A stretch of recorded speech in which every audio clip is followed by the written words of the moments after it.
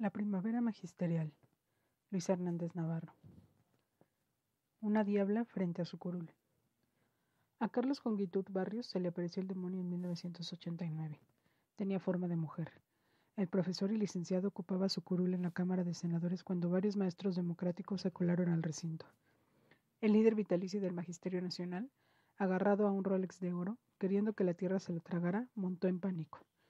Con esos docentes iba Marta de Jesús López Aguilar. Ella era la diabla. Una fotografía suya se publicó en La Jornada al día siguiente. En la imagen, ella aparece con un cartel de protesta en la mano. Lo recuerda muy bien. Este señor se quitaba y se ponía los lentes. Sudaba, cuenta. Se veía muy débil y nervioso. Se me hizo que se desmoronaba. Daba lástima verlo. Me dije, ¿a poco ese hombre es el dueño de la educación en este país? A mí eso me dio muchas fuerzas para ponerme atrás de él y demostrarle que no le teníamos miedo. Con otros rostros, ya antes se le había aparecido el demonio al cacique del Sindicato Nacional de Trabajadores de la Educación, CENTE. Así le pasó en mayo de 1984, cuando el profesor Jesús Vázquez, con 30 años de servicio, rompió el cheque que el desconcertado gobernador de San Luis Potosí le entregó e indignado le gritó: «No soy limosnero».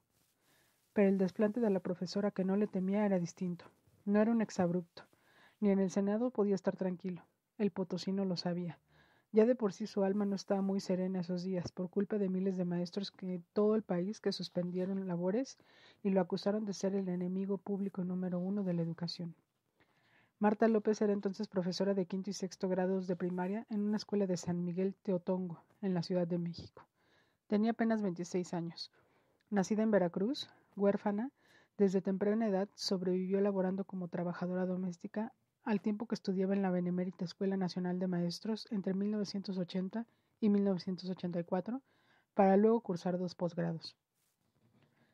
Siempre sensible a la injusticia, la conciencia le nació un día de 1985 en la que, desde Oaxaca, llegó al Distrito Federal una marcha caravana. La encabezaban maestras triquis descalzas, con sus hijos pequeños y sus mochilas a cuestas. Al verlas en el zócalo se le llenaron los ojos de lágrimas, se le hizo un nudo en la garganta. Desde ese momento su vida ya no fue la misma, como tampoco lo fue a partir de las jornadas en las que, con la metrópoli llena de árboles de jacaranda en flor, participó en la primera línea de fuego de la primavera magisterial. Marta no tendría que esperar mucho para vivir en carne propia lo que sus ojos habían visto anticipadamente el día en que incursionó en el Senado. El inmenso poder de Carlos Jongitud se derrumbó estrepitosamente. La protesta de cerca de 750,000 mentores puso fin a 17 años de reinado político sindical. El faro luminoso. Carlos Jongitud fue un líder sindical tan poderoso como temido. En el cenit de su poder, sus correligionarios lo ensalzaron como el símbolo de la lucha magisterial que supo interpretar fielmente el pensamiento y las aspiraciones del gremio. Echando mano de metáforas marinas, lo describieron como el faro luminoso que en medio de las tormentas que se ciernen sobre el sindicato, señala el camino que conduce a puerto seguro. Señor de horca y cuchillo, Jongitud se hizo del control del CENTE en 1972, formalmente desde 1974, al frente de un grupo de golpeadores. Sin el menor empacho, echó mano de ellos cuantas veces le fue necesario para conservar el poder. Durante su cacicazgo, más de 150 profesores disidentes fueron asesinados por sus huestes o por pistoleros contratados a sueldo. Misael Núñez Acosta y Pedro Palma forman parte de esa trágica lista. Aunque sus retrógradas y autoritarias prácticas gremiales fueron ventiladas una y otra vez en la prensa nacional y denunciadas por sus víctimas, el potosino nunca reconoció públicamente su naturaleza. El 11 de enero de 1982 fue entrevistado por reporteros de Últimas Noticias, quienes le preguntaron sobre la existencia de líderes charros en el CENTE. Nosotros, respondió con el mayor cinismo, no tenemos en el seno de nuestra organización ningún líder que tenga esas características. Yo no sabría definirle lo que es un líder charro porque no lo hemos tenido, no los conocemos. A pesar de ello, a lo largo de más de una década y media fue innecesario saber el nombre del dirigente nacional del CENTE en turno, ni el de su antecesor. Para la clase política, para la prensa nacional, para los maestros de base, bastaba con recordar el nombre de quien mandaba, Carlos Jongitud Barrio, Pancho Villa para sus cuates. Desde el 22 de septiembre de 1972, él fue el hombre fuerte del gremio, líder vitalicio, guía moral, asesor permanente, son solo algunos de los títulos nobiliarios que se le asignaron. Santificado en vida, sus huestes establecieron una medalla al mérito sindical bautizada con su nombre. Maestro por la Normal Rural de Osulama y abogado por la UNAM, le gustaba que sus subordinados se refirieran a él como profesor y licenciado. Nacido en Coaxcatlán, San Luis Potosí, en 1922, fue gobernador de su estado entre 1979 y 1985. Fue, también, secretario de organización del PRI, senador con licencia, director general del ISSSTE y presidente del Congreso del Trabajo. Al momento de caer en desgracia, en 1989, era senador en la 54 legislatura. Jongitud comenzó su carrera cargando los portafolios de sus superiores y golpeando a los maestros otonistas en 1960, hasta llegar a ser presidente de la Comisión de Fiscalización y Vigilancia, desde la que le clavó un puñal en la espalda a Jesús Sánchez Vite, quien fuera durante muchos años su protector y jefe. Hombre fuerte de San Luis Potosí que, en la tradición de personajes como Saturnino Cedillo y Gonzalo N. Santos, anheló por sí infructuosamente la Secretaría de Educación Pública. Político pantanero, prisaurio, aventajado en las malas mañas de la política corporativa, forjó el instrumento de su poder, vanguardia revolucionaria, formalmente una corriente político-sindical, pero en los hechos mucho más que eso. Según Alberto Aguilar Flores, coronel gremial derrotado por la insurrección del magisterio oaxaqueño en 1980, cursi entre los cursis. Vanguardia revolucionaria es un sentimiento emocionado de perfección que nace con el verdadero maestro, que se realiza permanentemente y nos hace ser mejores maestros. Desde que Jongitud tuvo que dejar la dirigencia formal del sindicato porque la legislación burocrática lo obligaba a hacerlo, sus sucesores fueron incondicionales suyos con poca fuerza política, sindicalistas de caravana, personajes alejados de las cúpulas de la burocracia política, cuyo trato fue derecho patrimonial del guía moral. Los aspirantes fuertes a conducir la gremial, con bases de poder real, fueron empujados por él a competir y hacerse trizas entre sí. Siempre se quedaron en el camino, relegados a posiciones subalternas. Con una baraja con las cartas marcadas a su disposición, fue el árbitro de las querellas menores entre sus secuaces. Siempre tuvo la última palabra dentro del sindicato, hasta que la dejó de tener. No permitió injerencias extrañas en su sindicato. Cuando los gobernadores de los estados pretendieron imponerle o apoyar a dirigentes seccionales afines a sus intereses, respondió con igual energía y beligerancia que cuando los maestros democráticos trataron de elegir a los suyos. Desconoció congresos seccionales cuando no triunfaron sus candidatos, compró delegados, amenazó, maniobró, golpeó e impuso comisiones ejecutivas a modo. Si algún dirigente del sindicato se asociaba estrechamente con un político de peso sin su consentimiento, lo purgaba sin miramiento alguno. Nunca apoyó por debajo del agua otros partidos. Su fe priista no tuvo quebrantos. Así lo demostró campaña electoral tras campaña electoral. Lo mismo organizando actos de masas donde los maestros acarreaban a sus alumnos para homenajear a los candidatos del tricolor, que organizando fraudes electorales patrióticos para evitar el triunfo de opositores. Su capacidad de acarreo era tal que podía llenar el Estadio Azteca. A cambio, sus dirigentes ocuparon puestos de elección popular y cargos públicos, para resolver que en el sindicato hubieran demasiados gallos para tan poco gallinero. Carlos Jongitud exigía sometimiento absoluto. Sus subordinados lo sabían. Una mañana, Alberto Miranda Castro, secretario general del sindicato entre 1983 y 1986, llegó a las oficinas del líder vitalicio en las calles de Mier y Pesado. Después de saludarlo, el maestro le dijo: «Compadre, qué bonita chamarra traes». Miranda Castro se la quitó y la ofreció a su líder. Jongitud la rechazó. «Quédesela», le dijo. Al salir del encuentro, Miranda pidió que le localizaran al capitán del avión sindical. Cuando el piloto llegó a verlo, le ordenó que volara a Nueva York de inmediato para comprarle una chamarra de piel igual a la que él llevaba puesta. Al día siguiente, en la tarde, el secretario general llegó a la oficina de Jongitud con ella para obsequiársela. La piedra en el zapato. Marta López, la diabla que perturbó el sosiego del senador en su curul y anticipó su caída, pertenecía a la Coordinadora Nacional de Trabajadores de la Educación, CENTE. Marta y otros 750,000 maestros más habían suspendido clases a partir del 17 de abril de 1989, tomado las calles e instalado un plantón en la Ciudad de México. Exigían aumento de salarios y democracia sindical. El sueldo de un profesor de primaria era de aproximadamente 1.3 salarios mínimos y Carlos Conguitud Barrios regenteaba el sindicato desde hacía una eternidad. El nacimiento de la coordinadora se remontaba 10 años atrás, sin patrocinio de partidos o grupos políticos, auspiciada por vigorosos movimientos regionales de maestros de base en Chiapas, Tabasco, la montaña de Guerrero y La Laguna, realizó su encuentro fundacional los días 17 y 18 de diciembre de 1979, en el epicentro de la inconformidad docente, Tuxtla Gutiérrez, Chiapas. Demandó aumento salarial del 30%, rezonificación por vida cara y democracia sindical. Su creación permitió que estas luchas locales rompieran su aislamiento, que la protesta se extendiera a otros estados y se proyectara a nivel nacional, aunque el sospechosismo gubernamental veía detrás de esta oleada de inconformidad a políticos resentidos que no daban su nombre. En los hechos fue provocada por algo más sencillo: las necesidades no satisfechas de representación gremial de un magisterio informado, escolarizado y politizado, enjaulado en un aparato sindical enclerosado y vertical. El descontento surgió de la contradicción entre el discurso gubernamental que presentaba a la profesión como un apostolado y una práctica en la que se le daba el trabajo de trabajador precarizado.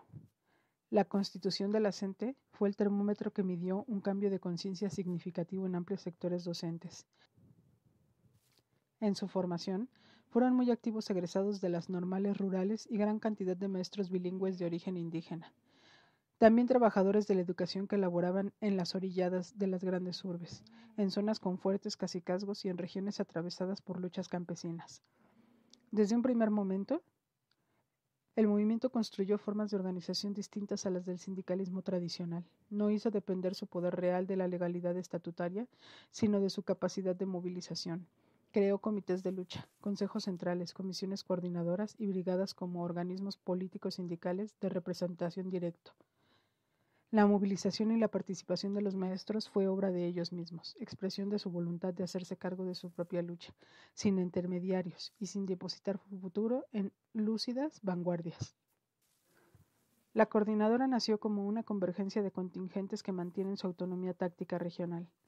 Eslabonan acciones nacionales con base en puntos de acuerdo, potenciando las relaciones de lucha desde abajo. Sus dirigentes se renuevan regularmente y quienes ocupan puestos de representación sindical regresan a sus salones de clase a trabajar. Se definió a sí misma como una fuerza democrática e independiente que luchaba dentro del CENTE, claramente diferenciada de Vanguardia Revolucionaria y los partidos políticos, una fuerza formada por maestros de base. Cuando surgió, en 1979, gobernaba el país José López Portillo.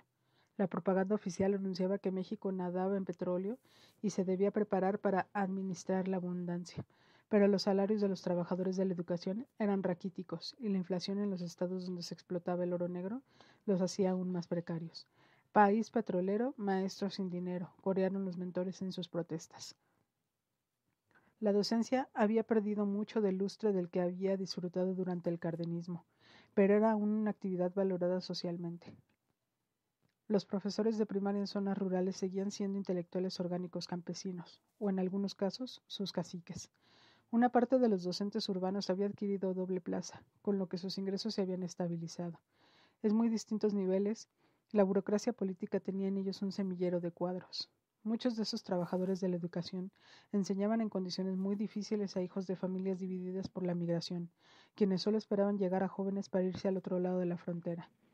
A niños que se presentaban en el aula la mitad del año porque el resto del tiempo debían ayudar a sus padres en los campos de trabajo, en otros estados o dedicarse a las labores agrícolas. A muchachos que llegaban a las aulas con el estómago invariablemente vacío.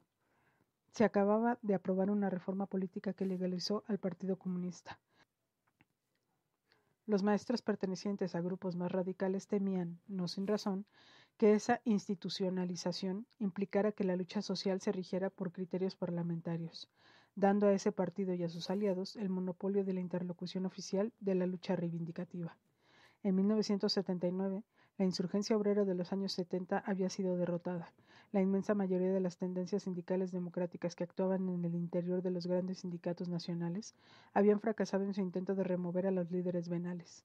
El entorno gremial en el que la CENTE desplegaba su lucha era desfavorable. Aunque las guerrillas rurales de los años 60 se formaron frecuentemente con educadores rurales, durante la década de los 70 Muchos mentores de izquierda subestimaban las potencialidades transformadoras de sus colegas en las aulas. Decían que no eran sujetos revolucionarios, sino, a lo sumo, compañeros de viaje de la causa proletaria. Muy pronto cambiarían su apreciación. Durante todos estos años, la coordinadora desempeñó un papel fundamental en la formación del maestro, retomando las mejores tradiciones de la escuela rural mexicana, la educación socialista y el cardenismo. Sus integrantes promovieron, lo siguen haciendo, la democratización del país desde abajo, la educación alternativa, la formación de organizaciones populares, la resistencia al neoliberalismo, la defensa de la educación pública y la lucha por la liberación nacional. Los maestros democráticos comenzaron a cuestionarse la función social de su trabajo, de la lucha por sus demandas más sentidas, de la solidaridad hacia otros contingentes en conflicto. Pasaron a procurar apropiarse de su materia de trabajo. La transición no fue sencilla. De alguna manera implicaba el cuestionamiento profundo de sus pequeños privilegios. La subversión de la actividad docente obligaba a que los maestros se convirtieran en alumnos. El vuelco. Aires de preocupación soplaban en la cúpula gremial desde comienzos de 1989. El fantasma del quinazo revoloteaba por las oficinas nacionales del CENTE en la calle de Venezuela 44. Apenas el 10 de enero de ese año, el gobierno había echado a caminar al operativo para detener a Joaquín Hernández Galicia, líder del sindicato petrolero. Mientras Carlos Jongitud inauguraba el 15º Congreso Nacional Ordinario del CENTE, con la presencia del presidente Carlos Salinas, los delegados comentaban el suceso, no olvidando la máxima de «Cuando veas las barbas de tu vecino cortar, pon las tuyas a remojar». Carlos Salinas no simpatizaba con Jongitud, y el líder vitalicio lo sabía. «Yo recordaba el rechazo de los maestros durante la participación en mi campaña», escribió el mandatario en el libro México, un paso difícil a la modernidad. Sin embargo, el líder vitalicio era leal al PRI. A pesar de eso, desatendiendo las recomendaciones presidenciales que sugerían dejar el puesto a Elbester Gordillo, el Congreso designó para encabezar el organismo al profesor y contador José Refugio Araujo del Ángel, el más sumiso y cercano de los colaboradores del cacique potosino. Las señales eran evidentes para quien quería verlas. En la clausura del evento sindical, el mandatario comió al lado de Jongitud en el cenote azul. Estuvo apenas 40 minutos, incómodo, con el gesto adusto y la mirada dura. Se retiró sin avisar, intempestiva y ostentosamente. Sin embargo, los charros vanguardistas creían tener todo amarrado abajo. La vitalidad y la expansión de la lucha de la CENTE entre 1979 y 1984, que la llevó a tratar de convertirse en la columna vertebral de iniciativas para enfrentar la austeridad y el naciente neoliberalismo, convocando a 2 paros cívicos nacionales, se había ido enfriando de la mano de la represión y los artilugios estatutarios en su contra. Pero repentinamente, con los primeros meses de 1989, la situación dio un vuelco radical, en parte como coletazo de las jornadas de protesta contra el fraude electoral de 1988 contra Cuauhtémoc Cárdenas. El letargo desapareció abruptamente. La disidencia puso de cabeza el sistema educativo nacional y en jaque a la Dirección Nacional del CENTE. La locomotora que jaló la protesta de los trabajadores de la educación fueron los maestros de primaria de la Ciudad de México pertenecientes a la sección 9, el corazón de vanguardia revolucionaria. Allí habían concentrado todos sus recursos y sus mañas para controlar al magisterio de base, pero fue inútil. Sus colegas en otras partes del país se sumaron a ellos. Juntos dieron vida a la primavera magisterial, que barrió con ese dominio. En esa fecha y en ese lugar se acabó el fin de la existencia de vanguardia como corriente sindical. Como en el viejo cuento infantil, la llegada del lobo se hizo realidad. El 17 de abril, más de 500,000 de maestros en casi todo el país pararon al llamado de la CENTE y cerca de la mitad se siguieron de frente en el Distrito Federal, Oaxaca, Chiapas, Zacatecas, Nuevo León, Guanajuato, Puebla y Michoacán. La cifra crecería como bola de nieve. Nadie había dado crédito a la amenaza de suspensión de labores. Carlos Jongitud vendió en los círculos del poder que todo estaba bajo control y que la acción se circunscribiría a las clásicas zonas de influencia de los disidentes. Ofertaba así su permanencia al frente del sindicato como única fuente de estabilidad laboral. De acuerdo con su lógica, el paro de la CENTE lo fortalecía, pues lo hacía parecer como imprescindible, y obligaba al gobierno federal a reprimir al movimiento, hasta que el asunto se le salió de las manos. Las calles y las escuelas de la Ciudad de México se llenaron con carteles que decían: «Si puedes leer esto, es gracias a un maestro». Pero a pesar de ello y de la suspensión de clases, Vanguardia se negó a negociar con el movimiento. puso como intermediario para tratar con los disidentes a Alberto Azad Ávila, miembro de una caudilada familia de comerciantes de Huejutla, Hidalgo, conocido por su intransigencia. Miles de docentes marcharon al Zócalo. En el aire estaba la posibilidad de una respuesta gubernamental violenta. Pocos minutos antes de que se iniciara la tradicional ceremonia para arriar la bandera, un grupo de soldados salió del Palacio Nacional. En lugar de impedir su paso, los profesores hicieron una amplia y ordenada fila desde las puertas del edificio histórico hasta la asta bandera. Cuando los uniformados bajaron el lábaro patrio, la multitud entonó respetuosamente el himno nacional. Desde sus oficinas en el antiguo palacio del ayuntamiento, temeroso de cómo se produjera un zafarrancho, Manuel Camacho Solís, entonces regente de la ciudad, con una gran influencia en otras áreas de gobierno, observó la escena. Si alguna duda tenía de que el conflicto con los trabajadores de la educación debía resolverse por la vía de la negociación y no de la represión, como propugnaban algunos funcionarios de la administración de Carlos Salinas de Gortari, en ese momento se disipó. La situación era muy compleja. El fraude electoral contra Cuauhtémoc Cárdenas en las elecciones presidenciales de 1988 había crispado al país. La indignación social estaba a flor de piel. Desde los medios de comunicación electrónicos se estigmatizaban a los mentores. Para contener la creciente insumisión, las autoridades educativas concedieron un incremento salarial de 10%, presumido con bombo y platillo por los funcionarios públicos como un gran logro. Lejos de apaciguar los ánimos docentes, el anuncio cayó como gasolina en el fuego. La huelga prendió. Los profes chilangos no estaban solos. Los acompañaban más de la mitad del sindicato. Los hilos del control se habían roto. A partir de entonces la capital se volvió una locura. Decenas de marchas espontáneas congestionaban las calles. Los maestros oaxaqueños, que durante 3 años habían apostado el ascenso nacional, vieron en la lucha en el Distrito Federal su oportunidad, y más pronto que tarde orquestaron su regreso a la metrópoli. Habían tomado ya el Zócalo desde su propia capital, y su siguiente objetivo fue trasladarse a un nuevo plantón frente a las oficinas de la SEP.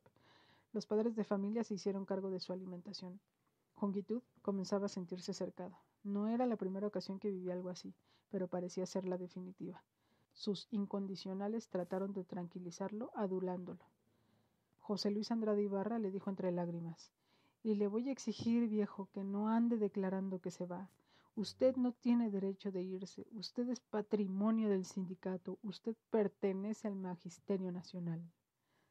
La madrugada del 19 de abril, cuando la ruptura de las negociaciones entre el CENTE y la CENTE era inminente, el mediador gubernamental, Fernando Elías Calles, a quien Vanguardia había removido de su puesto cuando era responsable de la descentralización de la SEP, presionó fuertemente a las comisiones para amarrar un acuerdo. La sección 9, que formaba parte del primer paquete de negociación, salió de allí, con una propuesta de integración de una comisión ejecutiva paritaria y la realización de su congreso entre el 15 y el 20 de septiembre. Para el movimiento, la fecha del congreso era inconveniente y la composición injusta, pero para Vanguardia era inaceptable. Alberto Azad dijo: «Ya dimos mucho, se está lesionando la autonomía y la dignidad del CEN». En ese contexto, los representantes del CEN, ofendidos por la intromisión gubernamental, le hicieron el vacío a la negociación y se prepararon para ir a la guerra. Los secretarios generales de las secciones del país fueron alertados. Vanguardia se preparó para combatir. Con el desplante de Vanguardia revolucionaria, los ánimos gubernamentales se modificaron. Concluyeron que ceder ante Jongitud significaba sacrificar la posibilidad de reformas futuras. El rey debía ser sacrificado para coronar a la reina, es decir, a Elbester Gordillo, en ese momento delegada de la Gustavo Amadero. Al desafío del padrino sindical, el presidente Salinas reviró dándole jaque mate. El domingo 23 de abril, la prensa nacional anunció un laudo del Tribunal Federal llamando a los maestros a regresar a clases y anunciando fecha para realizar el Congreso de la Sección 9. A las 2 de la tarde de la Presidencia de la República surgió un boletín de prensa. Carlos Jongitud había renunciado. Cuando minutos más tarde los periodistas le informaron a la Asamblea de la CENTE, el júbilo estalló. Habían conquistado un inmenso triunfo. Sin embargo, la Asamblea fue cautelosa y resolvió que su lucha era por la democracia sindical, no por un cambio de líder. La lucha no había terminado. Bucareli. Ese domingo 23 de abril, Carlos Jongitud Barrios y Elbester Gordillo se encontraron en las oficinas de don Fernando Gutiérrez Barrios, entonces secretario de Gobernación.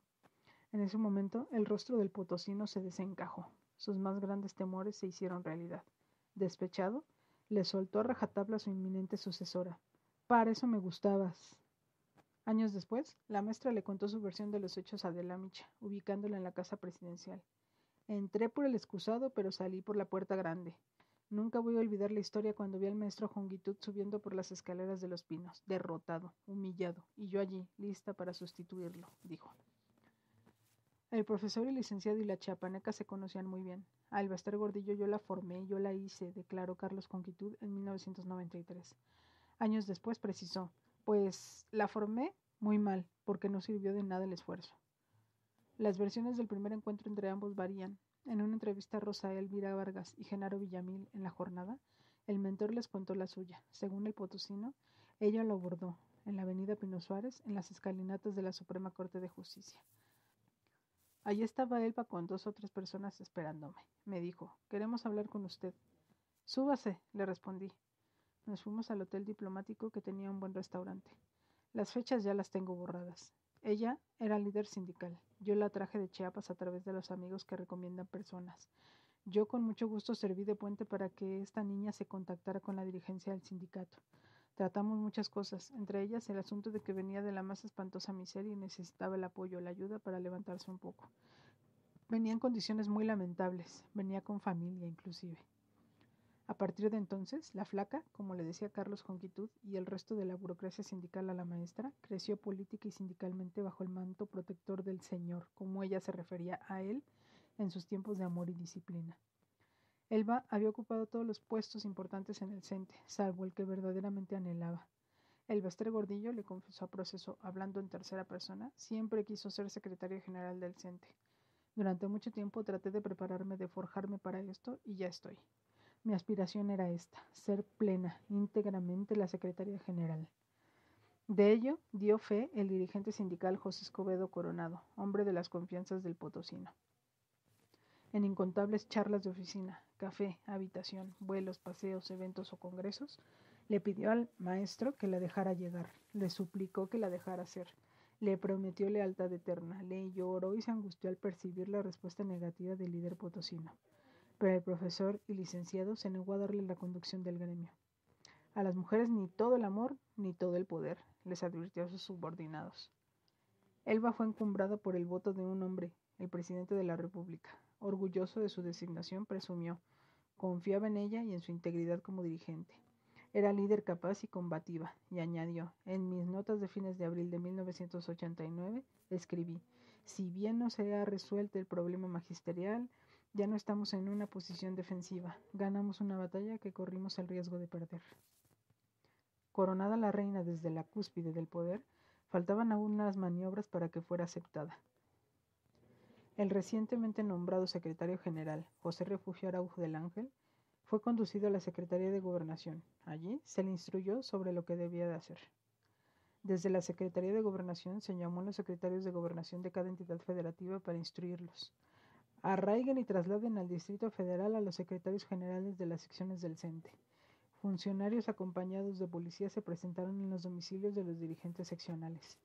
Los secretarios llegaron a la Ciudad de México, pero había confusión. Unos se dirigieron al Centro Interamericano de Estudios de Seguridad Social, en San Jerónimo, y otros al edificio sindical en el centro. Agraviados, se pusieron respondones y amagaron con tomar las unidades de servicios descentralizados de la CEP en los estados. No duró mucho el pataleo. Refugio Araujo les solicitó que imperara la cordura y que acataran las instrucciones, para no poner en riesgo la integridad de Jongitud. Araujo del Ángel se dirigió a la Secretaría de Gobernación para reunirse con Fernando Gutiérrez Barrios. Allí llegó a las 9:30 Elbester Gordillo. Una hora después arribó Alberto Asad Ávila. Pasada la medianoche todo estaba cocinado. Araujo del Ángel salió de Bucareli visiblemente molesto. Las fotos de la prensa dieron cuenta de la cara de pocos amigos con las que el secretario general salió de la reunión en la que le fue comunicado su cese fulminante. En la madrugada del lunes 24 de abril, el formalmente secretario general instaló el 16º Consejo Nacional Extraordinario. Allí informó: he solicitado una licencia limitada por el bien de la organización. Creo que existe la madurez necesaria para que en estos momentos difíciles se conserve la unidad y el trabajo. Poco antes de las 6 de la mañana, vestida de blanco, se presentó Elbester Gordillo. El antiguo secretario general abandonó la reunión. Luis Moreno Bustamante tomó entonces el control del consejo y declaró reanudada la sesión con un solo punto en la orden del día: la toma de protesta de la nueva dirigente. Solemne, de pie, con el estatuto en la mano derecha, Moreno Bustamante pidió a los presentantes ponerse de pie. Sí, protesto, dijo el Bester Gordillo ante casi 100 delegados. La maestra tomó la palabra apresuradamente llamando a la unidad y ofreció impunidad a sus correligionarios. No hubo aplausos. La chapaneca les dijo: sé que es una situación difícil, yo comprendo su silencio. Siguió el besamanos, todos hicieron fila para saludarla y ofrecerle lealtad. Esa misma mañana, la profesora Gordillo dio una entrevista a Televisa. Estaba radiante, feliz.